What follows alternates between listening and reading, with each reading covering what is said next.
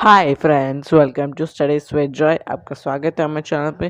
और आज का हमारा टॉपिक है नाइन्थ स्टैंडर्ड साइंस पार्ट 2 का chapter number 16, heredity and variation part 2। ये पार्ट 2 है इस चैप्टर का वीडियो। पार्ट 1 की लिंक मैंने डिस्क्रिप्शन में दी है। आप प्लीज़ उसे पहले देखें अगर आपने उसे नहीं देखा, क्योंकि उसमें हमने इस चैप्टर का स्टार्टिंग बेसिक पार्ट किया था और जो कि बहुत इम्पॉर्टेंट है। हमने टाइप्स ऑफ क्रोमोसोम्स, डीएनए और भी कई इंपॉर्टेंट पार्ट्स कवर किए थे। मैंने डिस्क्रिप्शन में लिंक दिया, आप प्लीज़ पार्ट 1 पहले देखिए, उसके बाद पार्ट 2 देखिए।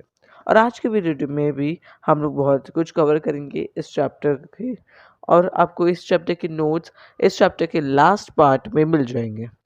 और आज की वीडियो में हम लोग बहुत सारे न्यू न्यू टॉपिक्स भी सीखेंगे, इसलिए इस वीडियो को स्किप मत कीजिएगा और ख़त्म होने तक पूरा देखिएगा। तो चलिए शुरू करते हैं। और अगर आप हमारे चैनल पर नए हैं तो हमारे चैनल को सब्सक्राइब करना मत भूलिए और इस वीडियो को लाइक भी कर दीजिए।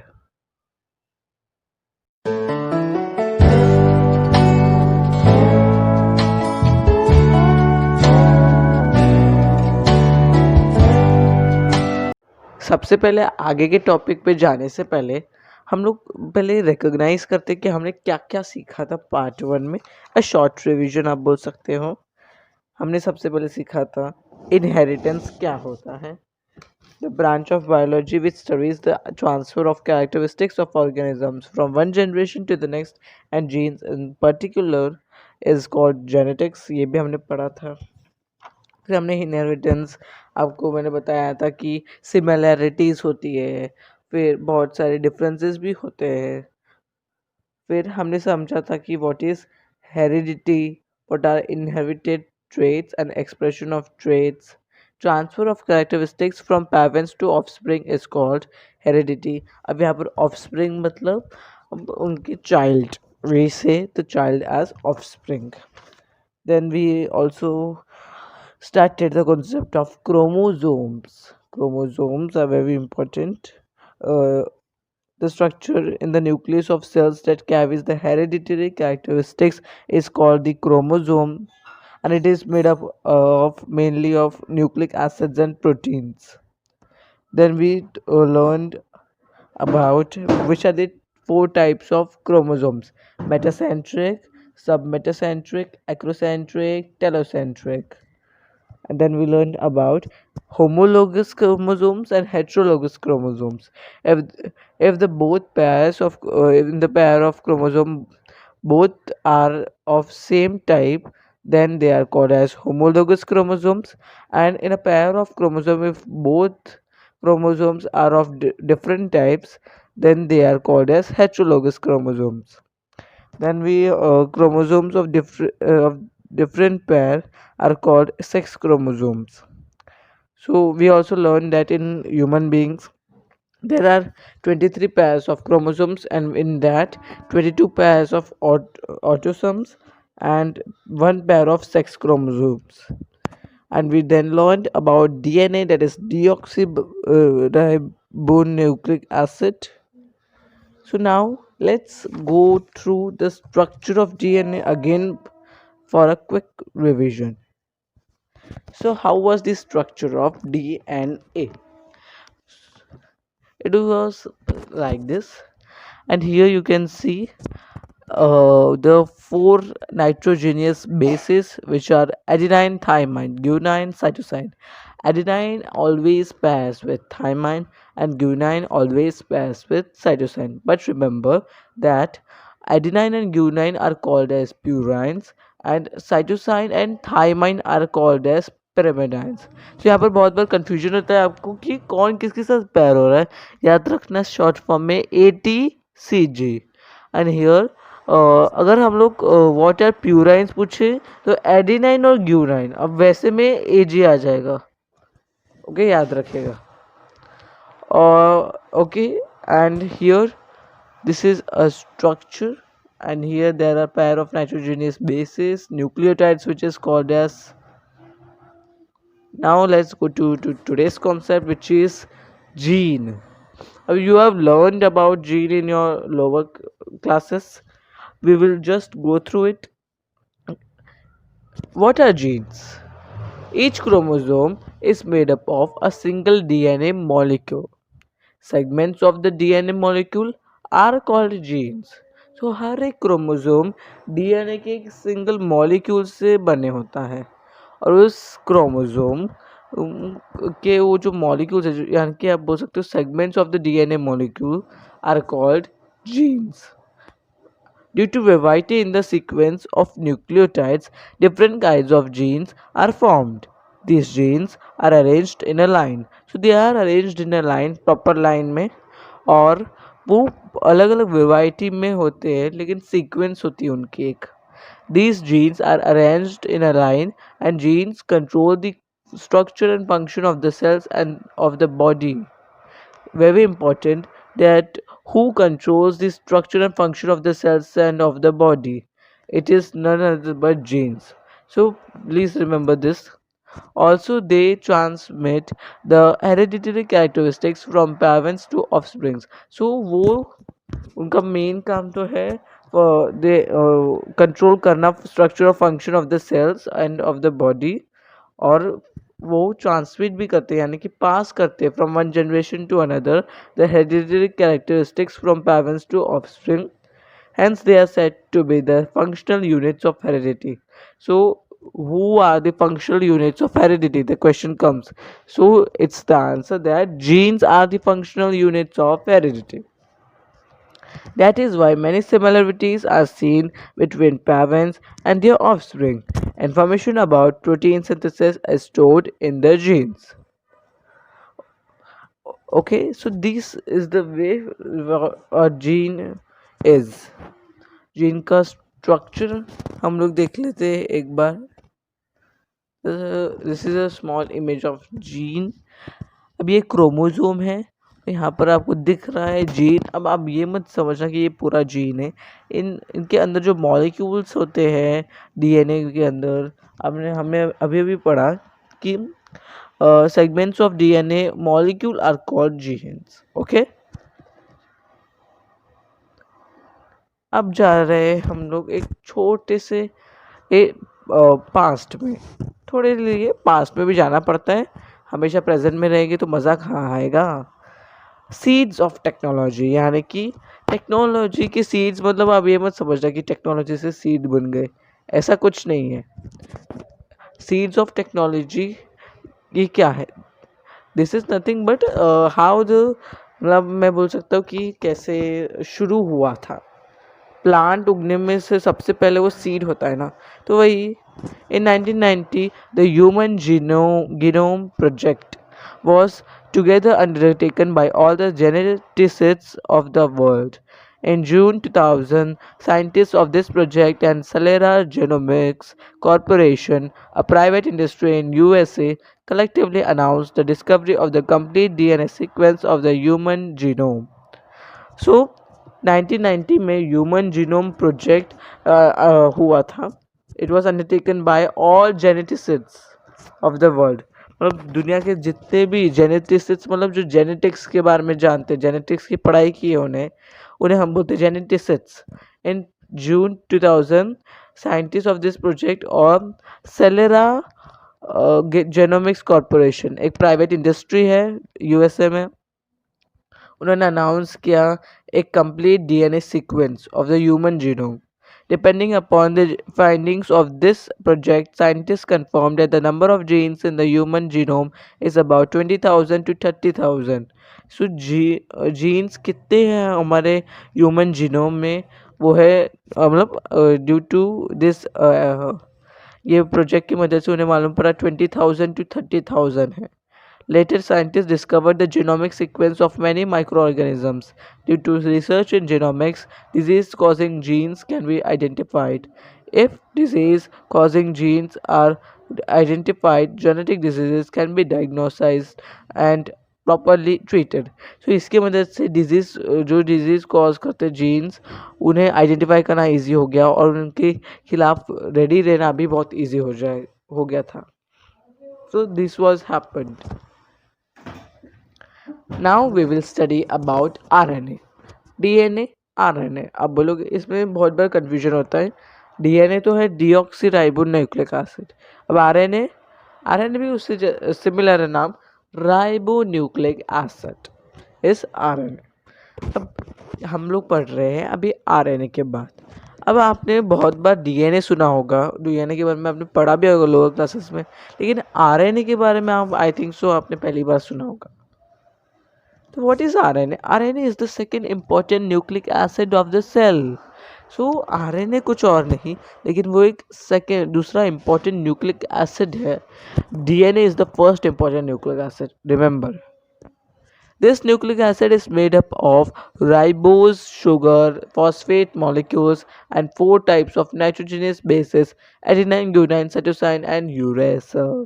अब यहाँ पर याद रखिएगा, डीएनए में नाइट्रोजीनियस बेसिस कौन से थे? Adenine, guanine, cytosine and thymine. यहाँ पर आरएनए में एक डिफरेंस है कि उनमें नाइट्रोजीनियस बेसिस है, एडेनाइन, ग्यूनाइन, साइटोसाइन और थाइमाइन नहीं है, उसकी जगह पे यूरेसिल है। सो एक स्लाइड डिफरेंस है जो आपको याद रखते हैं। ये न्यूक्लिक एसिड यानी कि RNA is made up of ribose, sugar, phosphate molecules and 4 types of nitrogenous bases. The nucleotide, that is smallest unit of the chain of the RNA molecule, is formed by combination of a ribose, sugar, phosphate molecule and one of the nitrogenous bases. So जो कि nucleotide होता है, जो कि एक smallest molecule है RNA का, वो फॉर्म होता है कॉम्बिनेशन किसके? राइबोस, शुगर, फॉस्फेट मॉलिक्यूल्स और एक कोई भी एक नाइट्रोजनस बेसिस में से, यानी कि एडेनाइन, ग्यूनाइन, साइटोसिन, यूरेसिल में से कोई एक। Large numbers of nucleotides are bonded together to form the macromolecule of RNA. So macromolecule कैसे फॉर्म होता है? बहुत सारे न्यूक्लियोटाइड्स इस बॉन्ड हो जाएंगे तो एक मैक्रोमोलिक्यूल बनेगा। According to function there are 3 types of RNA. अब हम लोग जानते हैं टाइप्स ऑफ आरएनए के बारे में। नंबर 1 पहला टाइप है राइबोसोमल आरएनए, उसे हम लोग शॉर्ट फॉर्म में बोलते हैं small R, big N, A, RRNA। अब यहाँ पे याद रखना स्मॉल आर पे होगा। The molecule of RNA which is a component of the ribosome organelle is called a ribosomal RNA. Ribosomes perform the function of protein synthesis. So ribosomal RNA है जो कि जो द मॉलिक्यूल ऑफ आरएनए, मतलब RNA के molecules जो कि which is a component, ribosome organelle है। अब आपने पढ़ाई होगा सेल ऑर्गन्स में राइबोसोम्स भी होते हैं, उसका एक कंपोनेंट है कोई molecule of RNA, that is called as ribosomal RNA. Ribosomes perform the function of protein synthesis. Protein बनाने का काम राइबोसोम्स ही करते हैं। Second type is messenger RNA. Short form में हम इसे लिखते हैं small M, big R, big N, big A, that is mRNA. The RNA molecule that carries the information of protein synthesis from genes, that is DNA chain, in the cell nucleus to ribosomes in the cytoplasm which produce the proteins is called messenger RNA. अब ये messenger RNA क्या है? यहाँ जब protein synthesis ख़त्म हो जाता है, उसका जो मैसेज है, मतलब ये the RNA molecule that carries the information of protein synthesis from genes, जो प्रोटीन सिंथेसिस की जो इंफॉर्मेशन है जीन्स में से, वो मैसेज पहुँचाने का, that is DNA chain in the cell nucleus to ribosomes in the cytoplasm which produce the proteins is called messenger RNA. So messenger RNA क्या करता है? मैसेज पहुंचाता है बॉडी में कि आरएनए ये प्रोटीन सिंथेसिस हो चुका है, यानी प्रोटीन बन चुका है। थर्ड है transfer RNA, that is small T, capital R, capital N, capital A, tRNA. The RNA molecule which according to the message of mRNA carries the amino acid up to the ribosome is called transfer RNA. अभी देखो message तो पहुंच गया messenger RNA से, अब transfer RNA क्या करेगा? वो प्रोटीन पूरे बॉडी में पहुंचाएगा, ट्रांसफर करेगा। सो सिंपल है, राइबोसोम आरएनए क्या करेगा? प्रोटीन बनाएगा, प्रोटीन सिंथेसिस करेगा। मैसेंजर आरएनए प्रोटीन बनाए उसका मैसेज सबको देगा। ट्रांसफर आरएनए वो प्रोटीन सब में बांटेगा। सिंपल। अब यहाँ पर आरएनए के बाद अब नया कॉन्सेप्ट हम लेंगे जो कि थोड़ा डिफिकल्ट है। उससे पहले हम लोग यहाँ पर देख लेते हैं आरएनए, एमआरएनए, आरआरएनए और टीआरएनए का स्ट्रक्चर कैसा है। एक स्मॉल सी इमेज है यहाँ पर, ये है एमआरएनए, राइबोसोम मैसेंजर आरएनए, ये है राइबोसोम आरएनए और ये है transfer RNA. Now we will go to a new concept for you. This will be आपके लिए एक नया कॉन्सेप्ट ही होगा। आपको पहली बार इसके बारे में आपने सुना होगा, that is Mendel's principles of heredity. अभी मेंडल कौन है? Gregor Johann Mendel was an Austrian scientist. He studied the inheritance of some characteristics of the pea plant. He showed that inheritance of these characteristics follows certain principles. Later, these principles becomes popular by his name. Mendel's work was recognized only in the 20th century. After a reconfirmation of these principles, the same principles now form the basis of modern genetics. So now let's see what were the principles that he made for heredity. और उसने ये जो principles बनाए, this was based on the experiment on plants. तो okay, genetic material is transferred in equal quantity from parents to progeny. यानी कि जो भी जेनेटिक्स यानी कि कैरेक्टरिस्टिक्स है वो एकदम इक्वल क्वांटिटी में पेरेंट्स से उनके बच्चों तक ट्रांसफ़र होती है। Principles of heredity are based upon this fact. If both the parents make equal contribution to inheritance of characteristics, which characteristics will appear in the progeny? सो अगर दोनों ही पेरेंट्स ने एकदम इक्वल कंट्रीब्यूशन दिया है अपने जेनेटिक कैरेक्टरिस्टिक्स, तो अभी जो बच्चा है उस पर किसके ज़्यादा कैरेक्टरिस्टिक्स अपीयर होंगे? कौन होंगे उन दोनों में से एक जिसके ज़्यादा कैरेक्टरिस्टिक्स उसमें दिखेंगे? अब दोनों ने इक्वल अमाउंट किया है। Mendel carried out research in this direction and put forth the principles of heredity responsible for such inheritance. सो उसने कुछ प्रिंसिपल्स बनाए जो कि इस चीज़ के लिए रिस्पॉन्सिबल है, जिससे हमें मालूम पड़ता है कि किस पे गए हो आप, मतलब आपके बिहेवियर में आप किस पे गए हो, आपके लुक में आप कैसे किस पे गए हो। The experiments performed by Mendel almost a century ago are quite astonishing.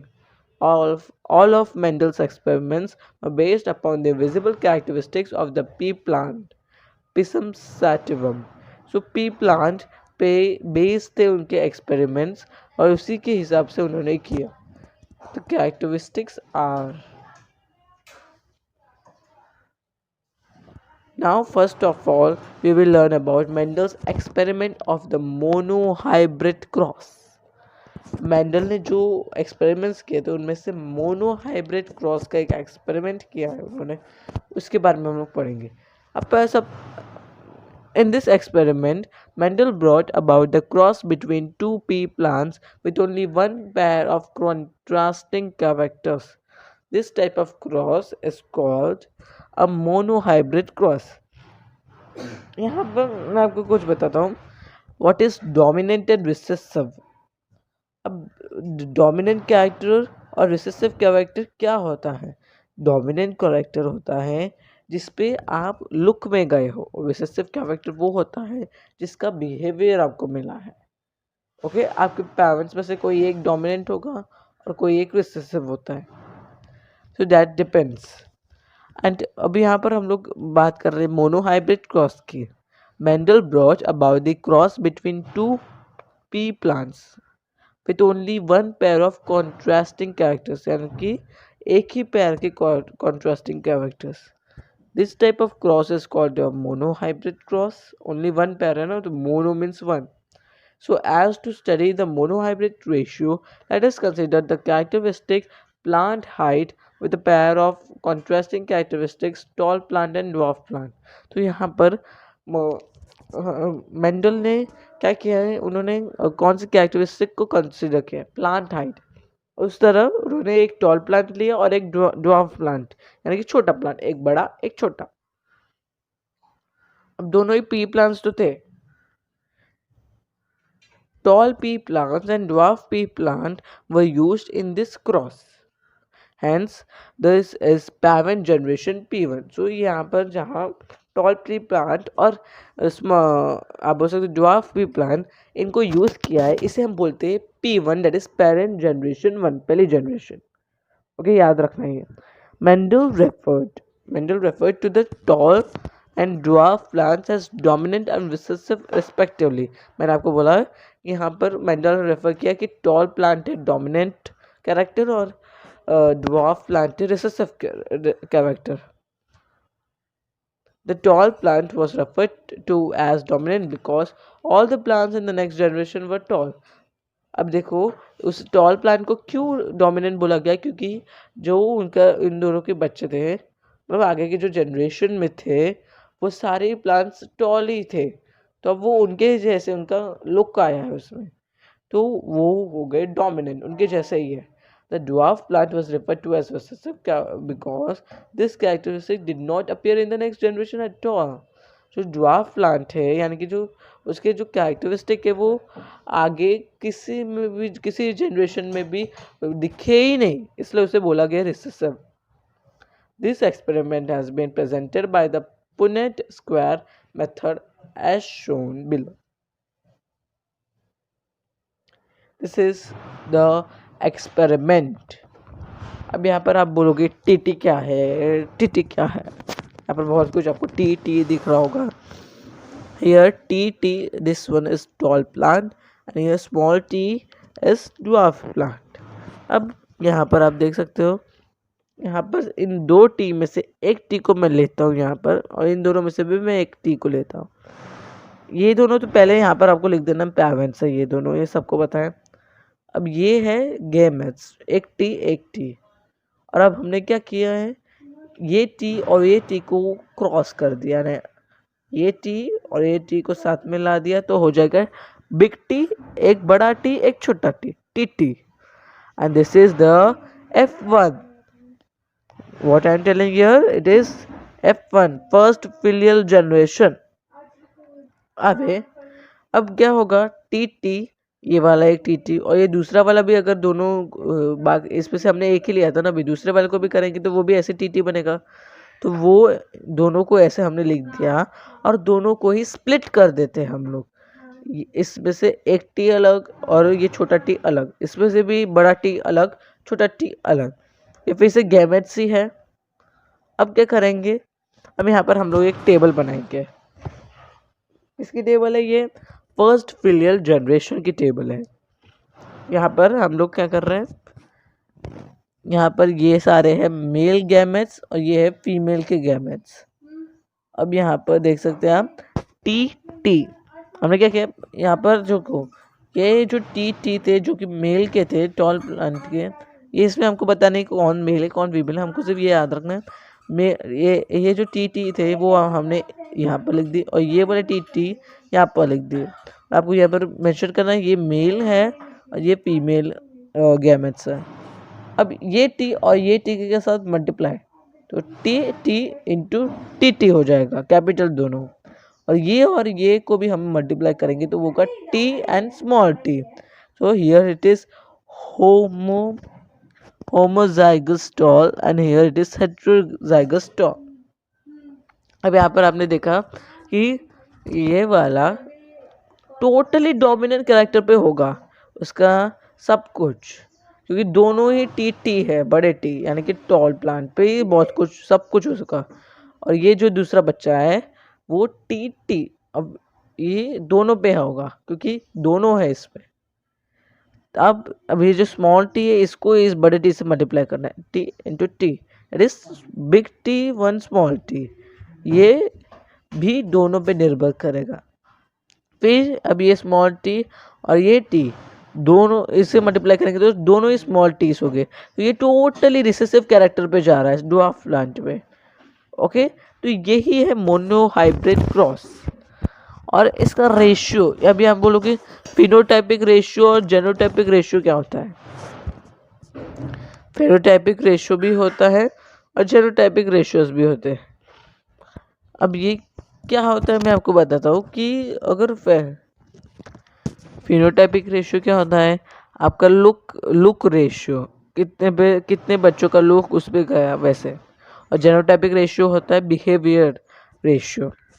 अब फेनोटाइपिक रेशियो क्या है यहाँ पर 3:1, 3 टॉल और 1 ड्वार्फ। अब जब 3 में बड़ा टी है, यहाँ पर टी बड़ा टी बड़ा टी बड़ा टी, इसमें तो वही होगा। तो इसीलिए इसे बोला गया है 3 टॉल एंड 1 ड्वार्फ। ये तो ड्वार्फ ही होगा ना। अब ये 3 टॉल क्यों, क्योंकि तीनों में डोमिनेंट कैरेक्टर टी है, बड़ा टी आ चुका है, तो देयरफॉर वो टॉल ही होंगे। जेनोटाइपिक रेशियो 1:2:1, तो ये होगा 1 टीटी, यानी कि एक टीटी एकदम पूरी तरीके से उस पर बिहेवियर होगा टीटी। फिर 2 big T and small T, जहाँ पर दोनों के ऊपर बिहेवियर जाएगा, बड़ा टी और छोटा टी दोनों को। और एक टीटी, एक दोनों ही टीटी, यानी कि उस पर बिहेवियर जाएगा। तो ये था monohybrid cross. Depending upon these observations, Mendel proposed that the factors responsible for inheritance of characteristics are present in pairs.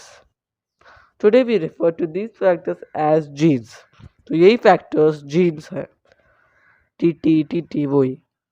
Dominant genes are denoted by capital letters, whereas recessive genes are denoted by small letters. Simple. As genes are present in pairs, tall plants are denoted by TT and dwarf plants are denoted by small tt. During gametogenesis, these genes separate from each other due to these two types of gametes, one containing factor T and other containing T are formed. हमने अभी देखा ना split होना, that is gametogenesis. ये है first filial generation और second filial generation के बारे में। इसके बारे में हम लोग नेक्स्ट लेक्चर में डीपली समझेंगे। अभी यहाँ पर सब हम लोग एक टेबल देखते हैं of pure dominant, that is T, क्योंकि वो प्योर डोमिनेंट, क्योंकि दोनों ही डोमिनेंस पे गया है वो, that we call it as homozygous. और अगर दोनों ही स्मॉल है तो प्योर रिसेसिव, जिसे हम बोलेंगे होमोजाइगस ही। और अगर एक अलग है और दूसरा भी अलग है, मतलब बड़ा टी और छोटा टी है, तो हम उसे बोलते हैं हेट्रोजाइगस। Thanks for watching. इस लेक्चर को मैं इधर ही एंड करता हूँ। नेक्स्ट लेक्चर में हम लोग डायहाइब्रिड क्रॉस और बहुत कुछ करेंगे।